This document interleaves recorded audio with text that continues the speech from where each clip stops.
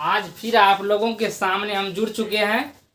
तो मैथ का video number 4 लेकर के, जो कि डीएलएड एंट्रेंस एग्जाम के पर्पज से है। तो सबसे पहले उस दिन हम लोग क्या किए थे, वीडियो नंबर 3 तक में क्या किए थे, तो 7 तक का क्वेश्चन को सोल्यूशन कर चुके थे। आज हम लोग 8वां क्वेश्चन फिर से लेकर आए हैं। तो सबसे पहले देखेंगे कि 8 नंबर का क्वेश्चन कहता क्या है। तो 8 नंबर का क्वेश्चन कहता है कि एक किसी कार्य के 25% भाग को 10 दिनों में पूरा कर सकता है, और बी उसी कार्य को 40% भाग को 40 दिन में पूरा करता है, और सी कार्य के 1/3 भाग को 13 दिन में पूरा करता है। तो कौन से तेजी से काम करते हैं, यानी कौन से कितने दिन के अंतराल पर काम करता है, और कौन कितना कम समय में कार्य को पूरा कर लेता है, उसी का उत्तर देना है। तो सबसे पहले इसमें हम सॉल्यूशन के तौर पर चलेंगे। तो सॉल्यूशन इसे करना चाहेंगे तो देखेंगे ए किसी कार्य को 25% भाग को 10 दिनों में करता है, यानी ए के द्वारा कितना दिन लगा, ए को कार्य करने में लगा समय बराबर कितना होगा, कितना दिन है, 25% भाग को 10 दिनों में करता, तो 10/25 हो गया, और प्रतिशत को बदलने के लिए दिन में 100 से मल्टीप्लाई किया जाता है। तो 25 चौका 100 यानी 40 दिन हुआ। ए के लिए कितना दिन हुआ, 40 दिनों हुआ। उसी प्रकार से हम बी का निकालेंगे। बी को कार्य करने में लगा समय बराबर कितना हो जाएगा, 40% भाग 40 दिन में करता है, तो 40 दिन को ऊपर में रखेंगे, कितने प्रतिशत, 40%, मल्टीप्लाई प्रतिशत को बदलने के लिए, तो 40 कट गया, यानी 100, यानी 100 दिनों में भी कार्य करेगा। उसी प्रकार से सी का यदि निकालेंगे हम, तो सी का क्या होगा, बोलता है कि 1/3 भाग को 13 दिन में, तो दिन को ऊपर में रखा जाता है, कितना भाग उसको नीचे में रखा जाता है। इसका यदि 100 से क्या किया जाता है, मल्टीप्लाई, लेकिन यहाँ प्रतिशत नहीं है, तो क्या करेंगे, 13 कितना हुआ, 13 ये 3 ऊपर चले जाएगा, 13 कितना हुआ, 39 तक। सबसे ज्यादा दिन कौन लिया, सबसे ज्यादा दिन आपको बी लिया, और बोलता है कि कौन सबसे तेजी से कार्य को कर पाएगा। इसका मतलब आपको क्या होगा, तो सी क्या है, 39 दिन में ही कार्य को पूरा कर लेता है। लेकिन सबसे ज्यादा दिन यदि बोलेगा तो बी को कार्य करने में सबसे ज्यादा समय लगेगा। तो ऑप्शन नंबर सी आपका क्या होगा, यानी सी, ऑप्शन नंबर सी नहीं, सी कहने का मतलब है कि सी को कार्य करने में केवल 39 दिन ही लगते हैं। तो 39 दिन क्या है, सबसे कम दिन है इसमें, तो इसका मतलब 39 जिसमें होगा वो आपका क्या होगा, करेक्ट ऑप्शन होगा। इसीलिए यहाँ पे आप 9 नंबर क्वेश्चन आपको बोला जा रहा है कि यदि ए और बी और सी की औसत आयु 22 वर्ष है, तब बी और सी की औसत आयु 25 वर्ष है, तो 9 वर्ष के बाद ए की आयु कितनी होगी।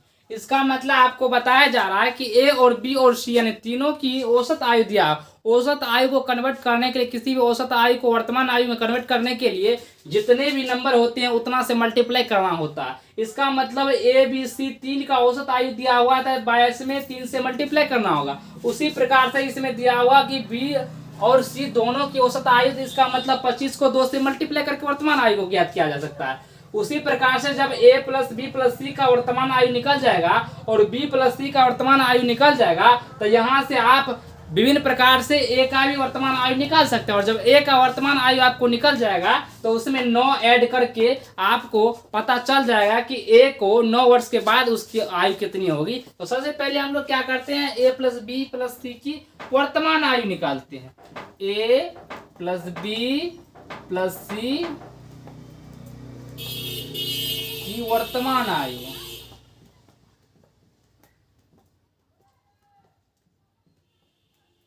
कितना होगा, 3 गुना 22 यानी 66 वर्ष। उसी प्रकार से जब बोलता है कि बी और सी का औसत आयु को वर्तमान आयु में बदलेंगे तो क्या हो जाएगा, आपको 2 से मल्टीप्लाई हो जाएगा, कितना में, तो 25 में, यानी 50 वर्ष आपका क्या हो गया, बी और सी का।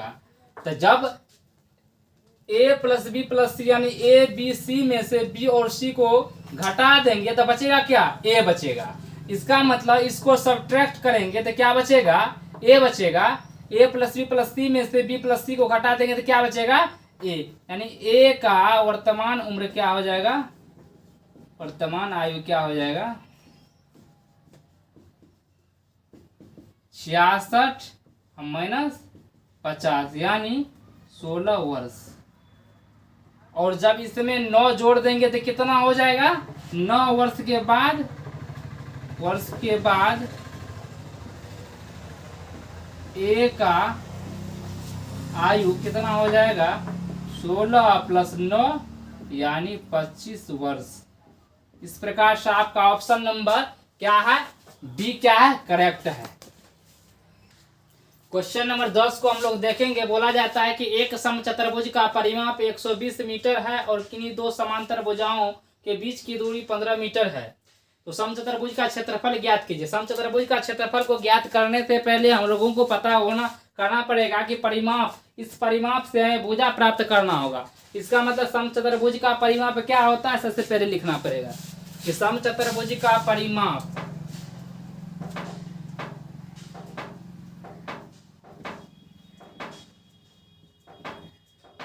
समचतुर्भुज का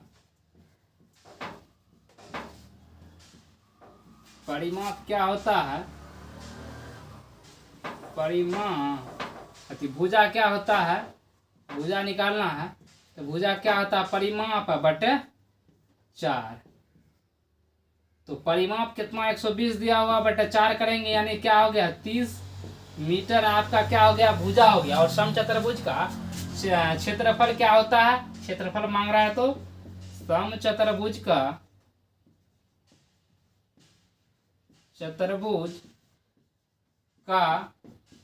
क्षेत्रफल क्या होता है, भुजा गुना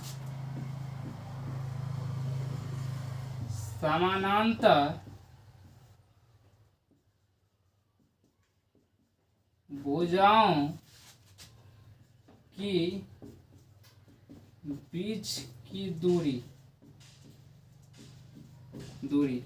यानी भुजा कितना आपका निकला है 30 और समांतर भुजाओं के बीच की दूरी कितनी है 15 मीटर। तो कितना हो गया आपका 15 या 45 यानी 450 मीटर स्क्वायर। आपका ऑप्शन नंबर बी क्या है, बिल्कुल करेक्ट है।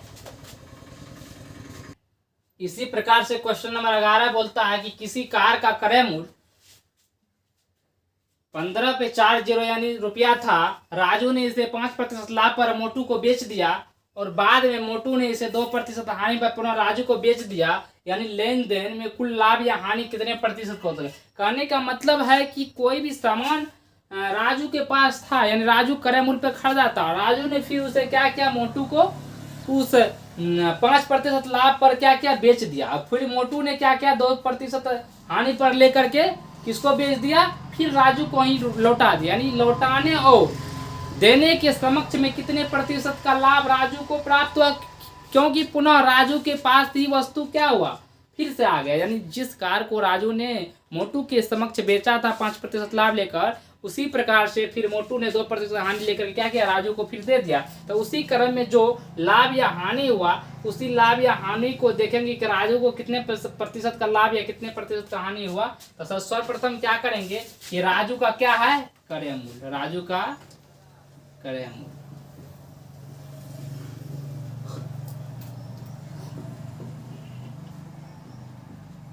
इतना रुपया है, यानी राजू का क्रय मूल्य और मोटू का क्या है, मोटू को बेच दिया ना, तो राजू के क्रय मूल्य के बराबर क्या हुआ, राजू के क्रय मूल्य के बराबर मोटू का विक्रय मूल्य हो गया,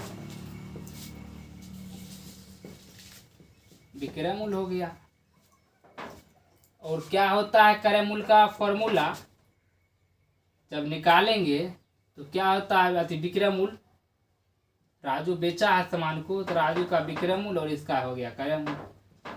क्या होता है फॉर्मूला कि क्रय मूल्य इंटू 100 प्लस लाभ प्रतिशत बटे कितना 100। यानी क्रय मूल्य कितना है आपका 1540 इंटू 100 प्लस लाभ है 5% बट 100। अब क्या करेंगे, यहाँ से क्या करेंगे हम लोग, 2 शून्य को काट देंगे, यानी 1500 मल्टीप्लाई 105, और मल्टीप्लाई करने से कितना होता है, इसको करेंगे तो होगा 1575 और 00, इतना रुपए क्या हुआ। यानी राजू का विक्रय मूल्य और मोटू का क्रय मूल्य हो गया। लेकिन फिर से मोटू ने क्या किया, बेच दिया किसको, राजू को।